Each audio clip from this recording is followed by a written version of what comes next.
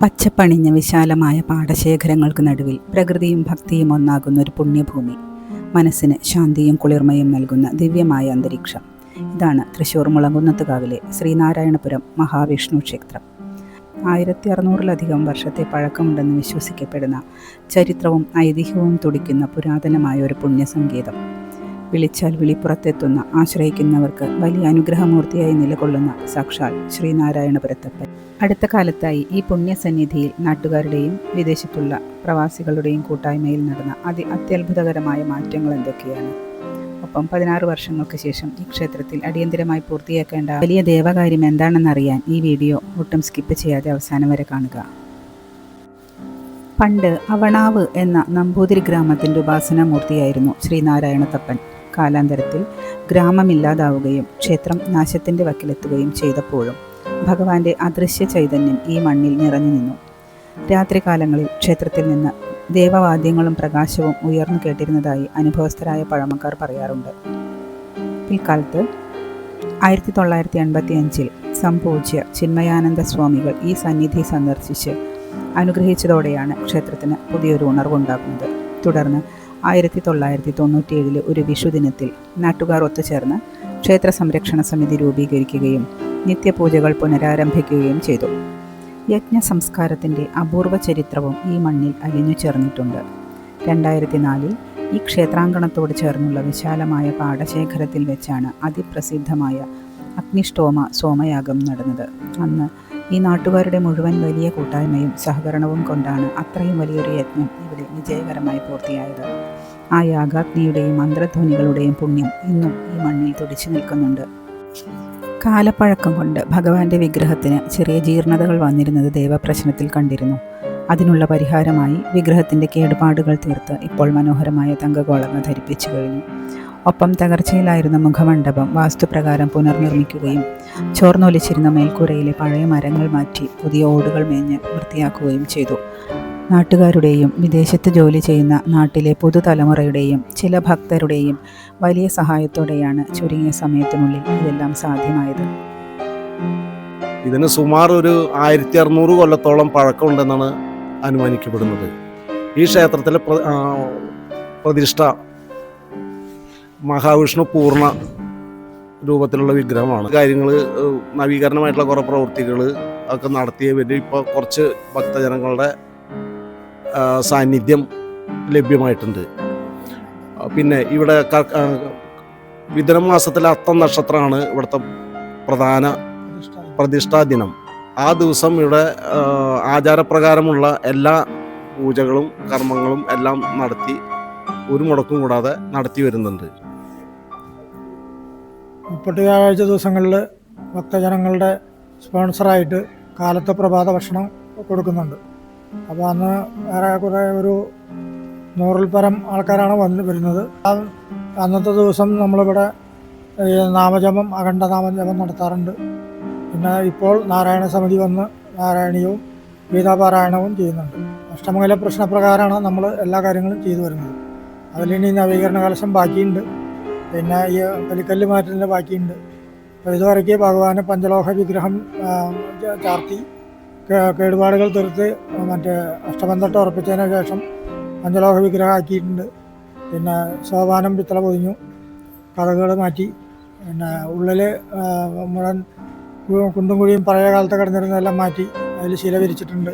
ഗണപതിക്ക് കോളൊക്കെ ചാർത്തി, നടപ്പര നമസ്കാര മണ്ഡപം പൊളിച്ച് പുതുതായിട്ട് പണിതു. അതെല്ലാം കല്ലുകൾ പൊട്ടിയതായിരുന്നു. അത് കംപ്ലീറ്റ് റിമൂവ് ചെയ്ത് പുതിയത് വെച്ചിട്ടുണ്ട്. പിന്നെ ചുറ്റമ്പലം മൊത്തം പൊളിച്ചു പോയി. പിന്നെ ഉള്ളിൽ മൊത്തം ഇപ്പോൾ വലിയമ്പലം മൊത്തം ടൈലിട്ടിട്ടുണ്ട്. നവീകരണ കലശം ഇതിന് 2008 ഇവിടെ നവീകരണ കലശം കഴിച്ചത്. 12 വർഷം കഴിഞ്ഞാൽ നടത്തേണ്ട കലശം ഇപ്പോൾ 16 വർഷമായി. അപ്പോൾ അത് 2027 നവീകരണ കലശം കൂടി ഞങ്ങൾക്ക് നടത്തണമെന്ന് ഞങ്ങൾക്ക് അതിയായ ആഗ്രഹമുണ്ട്. നടത്തണമെന്ന് ആഗ്രഹമല്ല, ഞങ്ങളത് നടത്തും. അതിന് ഭഗവാൻ ഞങ്ങളുടെ കൂടെ ഉണ്ട് എന്നുള്ള ഞങ്ങളൊരു ആത്മവിശ്വാസം ഞങ്ങൾക്കുണ്ട്. ഇത്രയും പ്രവൃത്തികൾ ഇവിടെ ചെയ്യാൻ തന്നെ നമ്മൾ ആരെയും ബുദ്ധിമുട്ടിച്ചിട്ടല്ല, എല്ലാ ഭക്തരും വന്ന് സ്വയം തരുന്ന, നമ്മൾ ഒരു ഇൻറ്റിമേഷൻ കൊടുക്കുമ്പോൾ തന്നെ ഇവിടെ സംഭാവനകൾ കൊണ്ടു തന്നെന്നാണ് ഇത്രയും കാര്യങ്ങൾ. ശ്രീനാരായണപുരം മഹാവിഷ്ണു ക്ഷേത്രത്തിൻ്റെ ശോചനീയ അവസ്ഥയിൽ നിന്ന് പരിഹരിച്ച് നവീകരണ കലശടക്കം കാര്യങ്ങൾ ചെയ്യുന്നതിന് വേണ്ടി ഇപ്പോൾ നമ്മൾ കുറേ പുനരുദ്ധാരണം ചെയ്തു. അതിന് കുറേ ഭക്തജനങ്ങളുടെ സഹായ സഹകരണങ്ങൾ കിട്ടി. തുടർന്നും ലഭിക്കുന്നതിന് വേണ്ടി അഭ്യർത്ഥിക്കുന്നു. ഭഗവാൻ ഇഷ്ടപ്പെട്ടത് പാൽപ്പായസം, ഒരു ദിവസത്തെ പൂജ, ഗണപതി ഹോമം പെടും അതിൽ, പാൽപ്പായസം, വൈകുന്നേരം ശർക്കര പായസം, അങ്ങനെയായിട്ടാണ് ഒരു ദിവസത്തെ പൂജ വരുന്നത്. പിന്നെ കാര്യസിദ്ധിക്ക് എന്ന് പറയുന്നത് നെയ്ക്കിണ്ടി സമർപ്പണം പ്രധാന വഴിപാടാണ് നെയ്ക്കിണ്ടി. പിന്നെ വരുന്നത് സ്വയംവര പുഷ്പാഞ്ജലികൾ, കല്യാണത്തിന് നടക്കാനായിട്ട് ഒരുപാട് സ്വയംവര പുഷ്പാഞ്ജലികൾ വരുന്നുണ്ട്. പിന്നെ സന്താന ഗോപാലമന്ത്രം പുഷ്പാഞ്ജലി, അങ്ങനെ പ്രധാന വഴിപാടുകളായിട്ട് അത് വരുന്നുണ്ട്. പിന്നെ എന്താ പറയുക, എല്ലാവർക്കും നല്ല അഭിപ്രായങ്ങൾ പറഞ്ഞിട്ടാണ് പിന്നെയും ആൾക്കാർ വരുന്നുണ്ട് ഇപ്പോൾ ചെയ്യാനായിട്ട്. പിന്നെ നെയ്ക്കിണ്ടി മെയിനായിട്ട് കാര്യസിദ്ധിക്ക് എന്ന് പറഞ്ഞിട്ട് അത് സമർപ്പണം, പിന്നെ ഒരു ദിവസത്തെ പൂജ, പിന്നെ ചുറ്റുവിളക്ക്, അങ്ങനെയൊക്കെയാണ് വഴിപാടുകൾ വരുന്നത്. എല്ലാം നല്ല അഭിപ്രായമാണ് ആൾക്കാർ പറയുന്നത്. ഇപ്പോൾ വിളിച്ചാൽ വിളിപ്പുറത്തെത്തുന്ന ഭഗവാന് നെയ്ക്കിണ്ടി സമർപ്പിച്ച് പ്രാർത്ഥിച്ചാൽ ദുരിതങ്ങളെല്ലാം അകലുമെന്നാണ് ഭക്തരുടെ അനുഭവ സാക്ഷ്യം. ദിവസപൂജകളും നെയ്ക്കിണ്ടി സമർപ്പണവുമാണ് പ്രധാന വഴിപാടുകൾ. എല്ലാ ദിവസവും സത്സംഗം നടക്കുന്ന ഈ ക്ഷേത്രനടയിൽ പ്രത്യേകിച്ച് വ്യാഴാഴ്ചകളിൽ നാരായണീയ ജപവും സഹസ്രനാമാർച്ചനയും നാരായണീയ പഠന ക്ലാസുകളും കൊണ്ട് ഈ സന്നിധി ധന്യമാകും. എല്ലാ 38 വ്യാഴാഴ്ചകളിലും വിശേഷാൽ പാരായണവും ഭക്തരുടെ വകയായ അന്നദാനവും ഇവിടെ മുടങ്ങാതെ നടന്നു പോരുന്നു.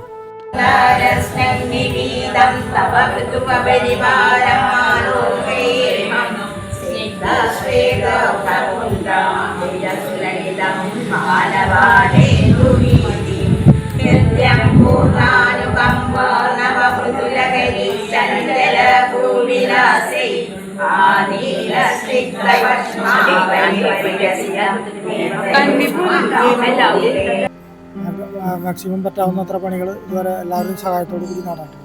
പിന്നെ നമുക്ക് ഇവിടെ നാട്ടിലുള്ളവർ തന്നെയല്ല, വിദേശത്തുള്ളവരും നമ്മുടെ ഇവിടെ നിന്ന് പോയി ജോലി ചെയ്യുന്ന ആൾക്കാരും കൈയഴഞ്ഞ സഹായം തന്നിട്ടുണ്ട്. അവരെയും ഈ അവസരത്തിൽ ഞാൻ പ്രത്യേകം നന്ദി പറഞ്ഞുകൊള്ളുന്നു. പിന്നെ നമുക്ക് ഇവിടെ വന്നിട്ട് പ്രധാന വഴിപാടായിട്ട് ഇപ്പോൾ ചെയ്തുകൊണ്ടിരിക്കുന്നത് നിത്യപൂജകൾ, പിന്നെ വ്യാഴാഴ്ച ദിവസത്തെ ഈ അന്നദാനം, പിന്നെ നാമജപം.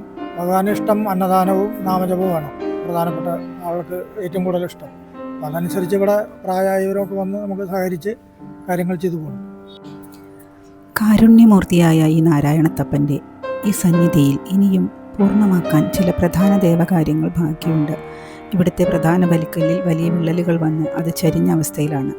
അത് അടിയന്തരമായി മാറ്റി സ്ഥാപിക്കേണ്ടതുണ്ട്. അതുപോലെ ഭക്തർ വലം വയ്ക്കുന്ന പ്രദക്ഷിണ വഴി പലയിടത്തും പൊളിഞ്ഞിടക്കുകയാണ്. അതും ശരിയാക്കണം.